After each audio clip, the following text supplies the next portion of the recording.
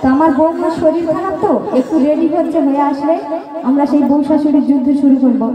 তো একটা মেয়ে, এই বর্তমান জামানার একটা মেয়ে তার ভাবিকে বলছে, ভাবি শ্বশুর বাড়ি থেকে ঘুরে এসে তার ভাবিকে বলছে, ভাবি তার পায়ে ধরে, ননদি বলছে ভাবি তার পায়ে ধরে গে, ওই যাব না শ্বশুর বাড়ি গে, ভাবি তার পায়ে ধরে গে, ওই যাব না শ্বশুর বাড়ি গে, পারি না ঘন্টা দিয়ে গে থাকিতে। ননদি বলছে ভাবি তার পায়ে ধরে গে, ওই যাব না শ্বশুর বাড়ি গে, পারি না ঘন্টা দিয়ে গে থাকিতে। ব্যস্ত আছি বাপের বাড়িতে, ভাবি ব্যস্ত আছি বাপের বাড়িতে, ভাবি তার পায়ে ধরে গে, ওই যাব না শ্বশুর বাড়ি গে, পারি না ঘন্টা দিয়ে গে থাকিতে। ব্যস্ত আছি বাপের বাড়িতে, আমি ব্যস্ত আছি বাপের বাড়িতে। সে ননদি তার ভাবিকে বলছে, হবে না শ্বশুর বাড়ি বৈশাখী বিকালে, দক্ষিণ বাতাস খাওয়া বসে খোলা চলে, বসে খোলা চলে। হবে না শ্বশুর বাড়ি বৈশাখী বিকালে, দক্ষিণ বাতাস খাওয়া বসে খোলা চলে, বসে খোলা চলে। ওই বাড়িতে পাঁচ ওয়াক্ত নামাজ পড়া গা, দুবেলা রান্না করা গা, পাঁচ ওয়াক্ত নামাজ পড়া গা, দুবেলা রান্না করা গা, হবে না আমার দাঁড়াতে।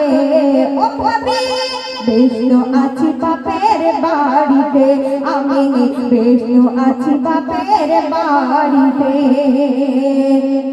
ওই ননদি তার ভাবিকে বলছে, আমি যখন কলেজে পড়তাম অনেক বন্ধু বান্ধবী ছিল, তারা তখন আমাকে ফোন দেয়, এদিক ওদিক থেকে সবাই উঠি মেরে শোনে, আমাকে কত ডিস্টার্ব করে। তাই ননদি বলছে, কলেজের বন্ধু বান্ধব ফোনে যখন কথা হয়, আর রান্নাঘরে শাশুড়ি বৌমা বলে ডাক দেয়, বৌমা বলে ডাক দেয়।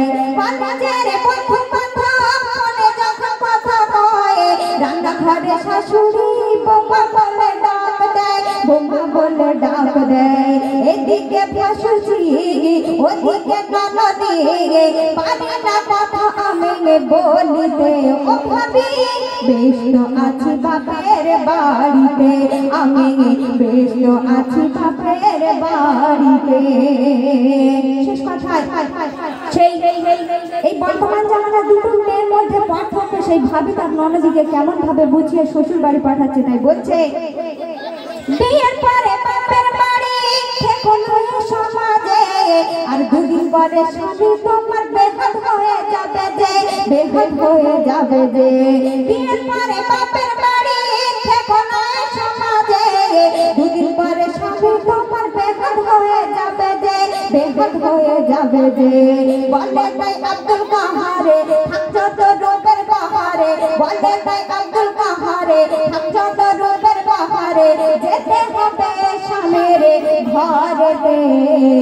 বলছে ও ননদি, জীবন বৃথা তোমার বাপের বাড়িতে, ওরে জীবন বৃথা বাপের বাড়িতে। শুনলেন?